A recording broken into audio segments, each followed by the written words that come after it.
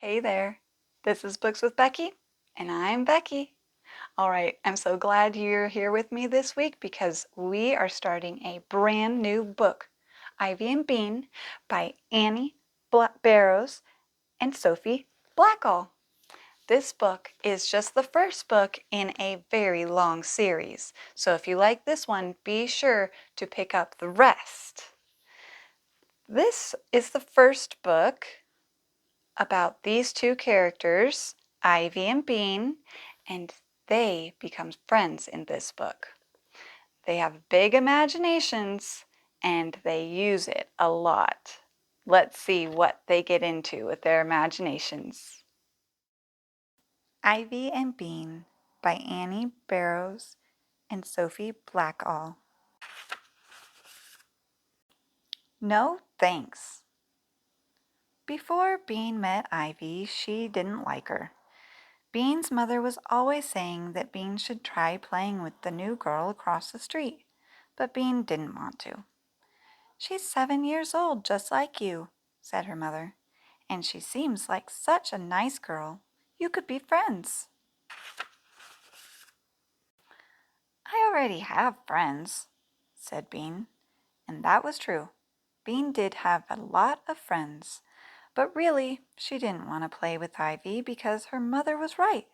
Ivy did seem like such a nice girl. Even from across the street she looked nice. But nice, Bean knew, is another word for boring. Ivy sat nicely on her front steps. Bean zipped around her yard and yelled. Ivy had long curly red hair pushed back with a sparkly headband. Bean's hair was black, and it only came to her chin because it got tangled if it was any longer. When Bean put on a headband, it fell off. Ivy wore a dress every day. Bean wore a dress when her mother made her. Ivy was always reading a big book. Bean never read big books. Reading made her jumpy. Bean was sure that Ivy never stomped in puddles. She was sure that Ivy never smashed rocks to find gold. She was sure that Ivy had never once in her whole life climbed a tree and fallen out. Bean got bored just looking at her. So when her mother said she should play with Ivy, Bean just shook her head. "No thanks," she said. "You could give it a try. You might like her," said Bean's mom. "All aboard! Next train for Boring is leaving now," yelled Bean. Her mother frowned. "That's not very nice, Bean." "I was nice. I said no thanks," said Bean. "I just don't want to, okay?" Okay, her mother sighed. "Have it your way." So for weeks and weeks Bean didn't play with Ivy, but one day something happened that changed her mind. Bean hatches a plan. It all began because Bean was playing a trick on her older sister. Bean's older sister was named Nancy. She was 11. Nancy thought Bean was a pain and a pest. Bean thought Nancy was a boogerhead. Ever since she turned 11, Nancy had been acting like she was Bean's mother. She ordered Bean around in a grown-up voice. "Comb your hair. No more pretzels. Brush your teeth. Say please." Bean's mother said that Nancy was going through a stage. Bean knew what that meant. That meant Nancy was bossy. Bean also knew that nobody likes bossy kids, so she was trying to help Nancy be done with her stage. Here's how she helped. She bugged Nancy until Nancy freaked out. Bean thought this was pretty helpful. The afternoon that Bean got her great idea, she was shopping with her mom and Nancy. Actually, Bean was being dragged along by her mom and Nancy. Bean hated shopping. Nancy loved it. Nancy was trying on skirts, lots of skirts. She put on a purple skirt. She looked at her front in the mirror. Then she turned to the side. Then she turned around and tried to look at her behind. "Looks good," said Bean. Let's go. Be patient just a little longer, Bean, said Bean's mother. I think it's cute, honey, she said to Nancy. Nancy looked in the mirror some more. Do you think the pockets are dumb? I like the pockets, said Bean's mom. Get it, get it, get it, moaned Bean. She had never been so bored in her entire life. She was so bored she fell on the floor. Then she took a tiny peek up at the lady in the dressing room next door. Yow. Get up, Bean, said her mother. This minute. Bean got up and sat on the triangle seat again. She waited. Nancy looked at herself. I kind of like it, Nancy said, but it costs $40. That's all my money. I could get 2 shirts for $40. Don't be a tightwad, said Bean. She had just learned that word. It meant someone who didn't like to spend money. Don't call your sister a tightwad, said Bean's mom. Bean saw Nancy's eyes looking at her in the mirror. Tightwad, Bean mouthed without any sound. Nancy's eyes got narrow and so quick that their mother didn't see she stuck out her tongue. Then Nancy turned to their mother and said, I think the skirt costs too much, Mom. I think I'd rather try on some tops. Bean knew then that Nancy was being slow on purpose, just to drive her crazy. Bean thought about kicking her in the shin, but then she got the idea.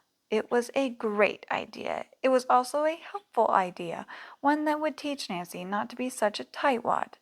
And best of all, her idea would make Nancy freak out. You'll be sorry, Bean mouthed to Nancy. The Ghost of Pancake Court. Bean was hiding inside a big, round bush in her front yard. The bush was right next to the sidewalk, and it was very scratchy and sticky inside. But Bean needed to be in the bush for her plan to work. Here's how Bean's plan went. She took a $20 bill out of Nancy's purse and taped a long thread to it. She put the $20 bill on the sidewalk. Then she held on to the other end of the thread and climbed into the bush. Nancy would be coming home from school soon. She would see the money on the sidewalk. She would bend down to pick it up. Bean would quickly pull the money away, and then Nancy would freak out. Bean could hardly wait. There was only one problem. Nancy didn't come. Bean sat inside the bush for a long time. A branch poked her arm. Leaves fell down her shirt. She itched. She waited. Nothing happened. It was very quiet. Bean was hardly ever this quiet for this long. Because there was nothing else to do, she looked at the house across the street. Really, it wasn't across the street. It was around the street. Bean loved her street. The first reason was its name, Pancake Court. The second reason was that it ended in a big circle right in front of Bean's house. Her dad called it a cul-de-sac. Bean called it cool. If Bean started riding her bicycle at the end of the block and pedaled really, really hard, she could whiz around the circle, tilting low over the sidewalk like a motorcycle rider. Slam! Bean looked up. She saw Ivy come out onto her front porch and plop down on the top step. Bean squinted at her. Ivy looked strange. She wasn't wearing a dress today. She was wearing a black bathrobe with lots of little pieces of paper stuck to it. Weird, thought Bean. She squinted some more. Instead of a big book, Ivy was carrying a stick painted gold. Bean made a face. What a goony costume, she thought. What a dork. Ivy sat. She didn't do anything. She just sat there all by herself. That was another strange thing about Ivy. She didn't mind being alone. She never played with anyone. Bean played with everyone. Big kids, little kids, all kids in the neighborhood played with Bean. Even crummy Matt, who was so crummy he threw other kids' toys into the road, wanted to play with Bean. She took care of the little kids when they fell down and got blood all over their knees. Bean would take them home to get Band-Aids.